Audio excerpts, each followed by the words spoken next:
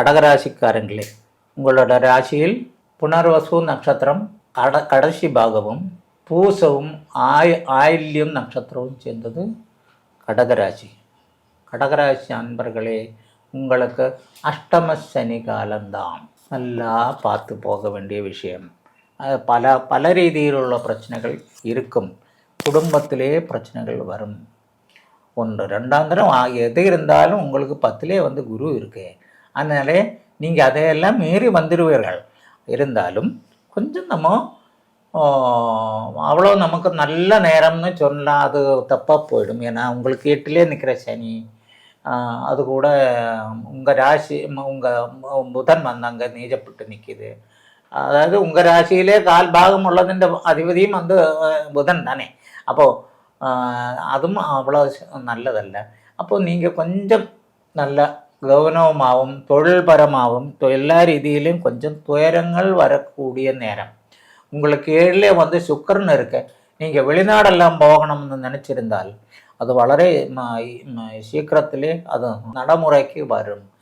ஆனால் அங்கே போனாலும் உங்களுக்கு நல்ல ரீதியில் உள்ள நீங்கள் எதிர்பார்க்குற சம்பளம் கிடச்சுன்னு வராது. கொஞ்சம் மன கஷ்டங்கள் உள்ள நிலைமை இருக்கும். நம்ம அதையெல்லாம் கடைபிடித்து அங்கே தொடர்ந்தால் உங்களுக்கு ஸ்லாக்கியமாய ஒரு பாவி கிடைக்கும். கடகராசிக்காரங்களை பொறுத்தளவுலே அவங்கள பார்க்குறதுக்கும் நல்லா தான் இருக்கும்.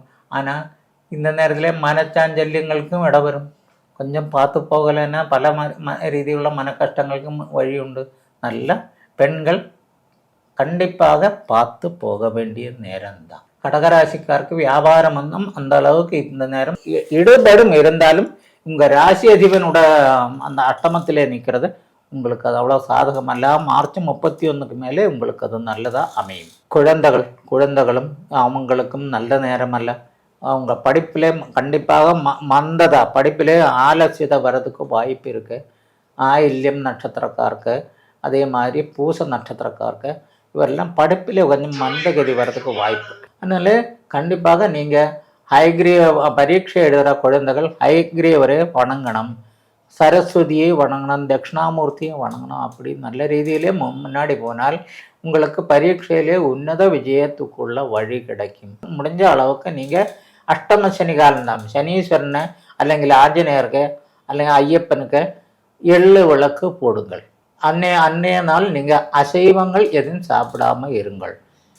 நீங்கள் இந்த மாதிரி பண்ணுவோம். தெரிஞ்ச அளவுக்கு சரஸ்வதியையும் ஹயகிரீவரையும் வணங்கி கும்பிடுங்கள் புதன்கிழமைகள். அது உங்களுக்கு கல்வியிலே உள்ள தடங்கல்கள் மாறுறதுக்கு ஒரு உபாதியாக அமையும். நீங்கள் நல்ல உன்னத விஜயத்துக்குள்ள வழி கிடைக்கும். இந்த மாதம் சுமாராக தான் உங்களுக்கு இருக்கும். எல்லாம் நல்லதும் நடக்கிறதுக்கு நீங்கள் சிவபெருமானை கும்பிடுங்க. அது உங்களுக்கு வாழ்க்கையிலே முன்னோர்களை கும்பிடுங்க. இதெல்லாம் உங்களுக்கு நல்லது நல்கும்.